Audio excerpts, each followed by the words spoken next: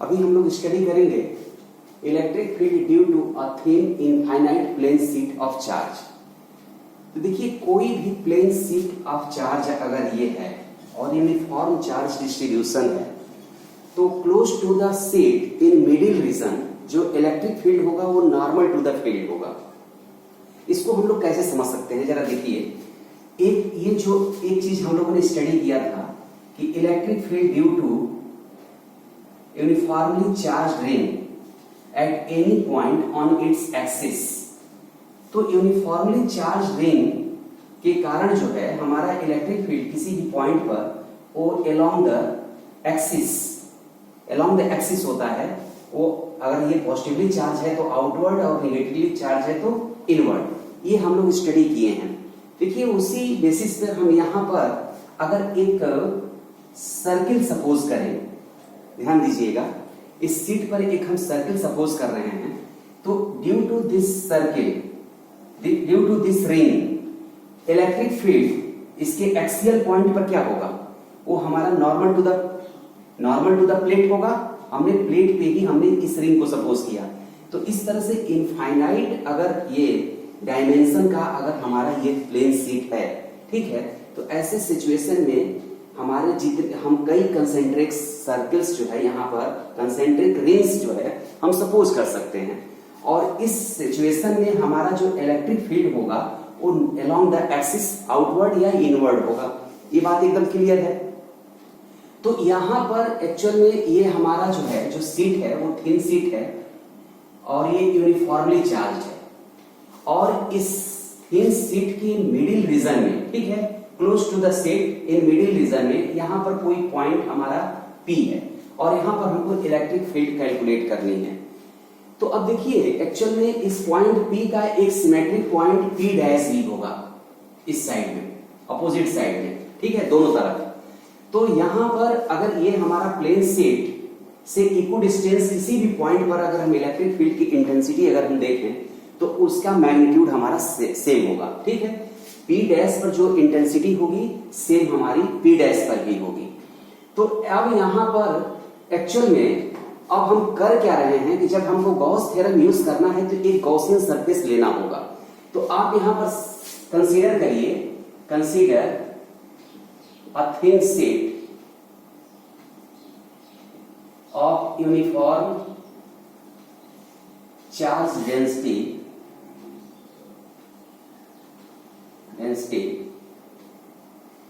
Sigma. हमने surface charge density इस sheet का हमने सिग्मा लिया और close to the sheet in middle region हम स्मॉल r डिस्टेंस पर कोई पॉइंट P कंसीडर कर रहे हैं। तो यहां पर P is small r distance away from the sheet, ठीक है। तो एक्चुअली अब जो है ये शीट इनफाइनाइट का क्या कॉन्सेप्ट है, ये कॉन्सेप्ट हम लोग देख चुके हैं। इनफाइनाइट का कॉन्सेप्ट यही है कि हम शीट के मिडिल रीजन में क्लोज टू द शीट अगर कोई पॉइंट अगर हम कंसीडर करते हैं तो उस पॉइंट के रिस्पेक्ट में उस शीट को हम इनफाइनाइट हम सपोज कर सकते हैं, ठीक है, इनफाइनाइट डायमेंशन का हम सपोज कर सकते हैं। तो यहां पर हमारा ये P close to the sheet है, ये मिडिल रीजन है। अब हमको जब गॉस थ्योरम यूज करना है, ध्यान दीजिए, तो गॉस थ्योरम यूज करना है तो हमको एक गॉसियन सरफेस चाहिए। तो Gaussian surface as a cylinder of cross section area ds हम सपोज कर रहे हैं। ध्यान दीजिए, गॉसियन सरफेस जो हम ले रहे हैं जस्ट लाइक अ सिलेंडर, ये सिलेंडर है तो इस सिलेंडर की तरह ये गॉसियन सरफेस हम सपोज कर रहे हैं, ठीक है। और ये सिलेंडर के ये दोनों हमारे जो प्लेन फेसेस हैं, ठीक है, सर्कुलर प्लेन फेसेस, वो P और P डैश हैं। तो डेफिनेटली हमारा जो सरफेस होगा प्लेन सरफेस बिल्कुल इसके मिड से पास हो रहा है, ठीक है, लाइक दिस। आप इसको ऐसे समझिए, ये हमारा प्लेन सरफेस है, ये हमारा प्लेन सरफेस है, ठीक है, ये प्लेन सरफेस है, ठीक है, ये यूनिफॉर्मली चार्ज है और ये P जो है हमारा इससे स्मॉल r डिस्टेंस पे है और P का जो सिमेट्रिक पॉइंट है वो P डैश है। ये सिचुएशन हमारी है, ठीक है। तो अब जरा एक दो चीज यहीं पर आप समझ लीजिए कि एक्चुअली जो क्रॉस सेक्शन एरिया है सिलेंडर का ds जो हमने सपोज किया है वो cross section area inside the cylinder है, ठीक है। तो जो चार्ज ds रीजन में होगा, ठीक है, वही charge enclosed by the cylinder हमको कंसीडर करना पड़ेगा गॉस थ्योरम को अगर हमें यूज करना है तो, ठीक है। तो आइए सबसे पहले हम flux associated by the Gaussian surface by fundamental manner हम पहले कैलकुलेट करते हैं। तो इस सिलेंडर में 3 फेस है, ये 2 प्लेन सरफेस हैं और एक हमारा लैटरल सरफेस है। तो प्लेन सरफेस के केस में एक चीज देखिए कि जो यहां पर इस P के अराउंड जो ds हमारा जो एरिया एलिमेंट है, तो ये हमारा ds वेक्टर जो होगा वो normal to the plane outward direction में होगा, और इलेक्ट्रिक फील्ड भी हमारा जो है वो हमारा सेम डायरेक्शन में नॉर्मल टू द प्लेन ही है। तो इलेक्ट्रिक फील्ड और एरिया वेक्टर दोनों हमारे यूनिडायरेक्शनल है। तो ये अगर हमारा यहां से इस प्लेन से एसोसिएटेड फ्लक्स I1 है, इस प्लेन से एसोसिएटेड फ्लक्स I2 है, और लेटरल सरफेस से एसोसिएटेड फ्लक्स I3 है, तो ∅1 ∅2 ∅3 क्या होगा? तो ∅1 इज इक्वल टू होगा ये हमारा E dot ds for entire surface this is E ds cos 0, ठीक है, E ds cos 0, और ये होगा हमारा E ds cos 0 की वैल्यू 1 होगी, ठीक है। और E एक्चुअली जो है इस पॉइंट पर ये ds के एवरी पॉइंट पर जो है E की वैल्यू हमारी क्या होगी? सेम होगी, क्योंकि सारे पॉइंट्स हमारे इस प्लेन से इक्विडिस्टेंस हैं। तो E हमारा जो है ये क्या होगा? बाहर हो जाएगा, तो ये हो गया ds, तो ये हमारा हो जाएगा E ds, ठीक है। तो अब ये जो है नेट फ्लक्स एसोसिएटेड बाय, फिर इंटीग्रेशन यहां पर आप ले भी सकते हैं और नहीं भी ले सकते हैं, दोनों बातें हैं, ठीक है। कोई बहुत जरूरी नहीं है, क्योंकि आप स्मॉल एरिया एलिमेंट के लिए ही कंसीडर कर रहे हैं, तो आप इंटीग्रेशन साइन कंसीडर मत करिए, कोई जरूरत नहीं है, क्योंकि टोटल सरफेस के लिए तो आप काम कर नहीं रहे हैं, ठीक है। तो आपका ये E ds हो जाएगा, ये ∅1, ठीक है, ये ∅1 हमारा हो जाएगा E ds, ठीक है। सिमिलरली ∅2 जो होगा वो हमारा E डॉट ds, जो क्रॉस सेक्शन एरिया यहां है सेम क्रॉस सेक्शन एरिया यहां भी है, ठीक है। और यहां पर ये जो है ये E ds, क्योंकि यहां भी जो है आपका एरिया वेक्टर ds और इलेक्ट्रिक फील्ड ये दोनों हमारे यूनिडायरेक्शनल हैं, तो थीटा की वैल्यू यहां भी 0 हो जाएगी, तो E ds ये भी होगा, ठीक है। तो flux associated by this phase and this phase both will be same in magnitude, ठीक है। तो ये दोनों का हमारा वैल्यू जो होगा वो सेम होगा। अब flux associated by the lateral face surface अगर हमको देखना है, तो यहां पर देखिए लेटरल सरफेस पर कोई भी पॉइंट अगर हम कंसीडर करें, तो ये हमारा जो एरिया वेक्टर होगा वो नॉर्मल टू द सरफेस होगा, नॉर्मल रेडियल डायरेक्शन, सिलेंडर का रेडियल डायरेक्शन होगा, ठीक है। और यहां पर इलेक्ट्रिक फील्ड जो है वो हमारी जो है वो टेंजेंशियल डायरेक्शन है, नॉर्मल टू द प्लेन है। तो अब यहां पर angle between electric field and area vector, ठीक है, ये हमारा क्या है? 90 डिग्री है। तो यहां पर flux associated by the lateral surface जो होगा वो क्या होगा? 0 होगा। तो फ्लक्स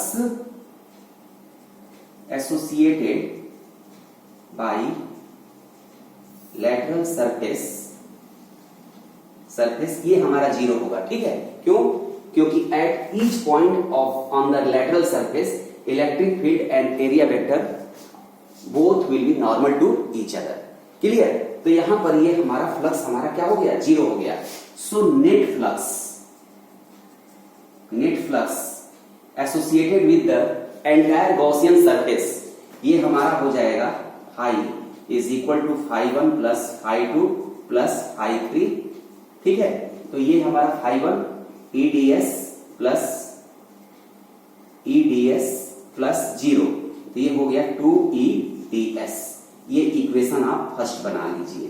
तो net flux associated by the entire cylinder, entire Gaussian surface, इसकी वैल्यू आपने कैलकुलेट कर लिया। अब आप यहां पर गॉस थ्योरम यूज करिए, और गॉस थ्योरम यूज करने के बाद net flux associated by the Gaussian surface निकालिए। तो यहां पर नेट चार्ज पहले आप देख लीजिए, net charge enclosed by the system by the Gaussian surface by the cylinder क्या है? तो net charge enclosed by Gaussian surface, ये हमारा होगा ds इंटू सिग्मा, क्योंकि जो ds cross section area cylinder का है वो पोर्शन इनसाइड द सिलेंडर होगा, ठीक है, वही पोर्शन आपका इस प्लेट का इनसाइड द सिलेंडर होगा। और सरफेस चार्ज डेंसिटी आपकी सिग्मा है, तो total charge associated by the Gaussian surface ds into sigma ये होगा। तो therefore by Gauss theorem net flux associated by the Gaussian surface 1/ε0 into total charge associated by the Gaussian surface, ये हमारा equation second हो गया। अब equation first और equation second दोनों को आप क्या करिए, इक्वेट करिए। तो by first and second LHS दोनों के सेम है ना, तो आरएचएस सेम होंगे 2e ds is equal to 1/ε0 ds into sigma, ठीक है। तो ds से ds हमारा कैंसिल हो गया, तो e इज इक्वल टू ये होगा सिग्मा अपान 2ε0। ध्यान दीजिए, ये हमारे लिए ये हमारा फार्मूला है। तो ड्यू टू इनफाइनाइट जो थिन प्लेट है यूनिफॉर्मली चार्ज, तो close to the plate in middle region हमारी इलेक्ट्रिक फील्ड इंटेंसिटी जो होगी वो सिग्मा अपान 2ε0 होगा, ठीक है। ये बात एकदम क्लियर हो गई। अब देखिए इसी कॉन्सेप्ट को यूज करके हम electric field due to a thick infinite plane sheet of charge भी हम कैलकुलेट कर सकते हैं। या कोई मेटेलिक प्लेट है, ठीक है, तो मेटेलिक प्लेट अगर यूनिफॉर्मली चार्ज्ड है तो due to metallic plate electric field at any point close to the plate in middle region उसकी वैल्यू क्या होगी, इसी कॉन्सेप्ट को हम लोग यूज करके कर सकते हैं। वो कैसे करेंगे जरा देख लीजिए।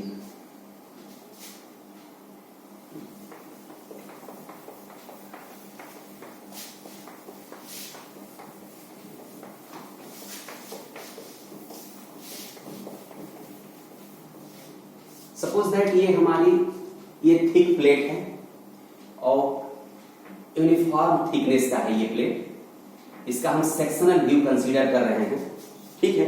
ये सेक्शनल व्यू हम ले रहे हैं, ये प्लेट है, इसका सेक्शन हम दिखा रहे हैं आपको।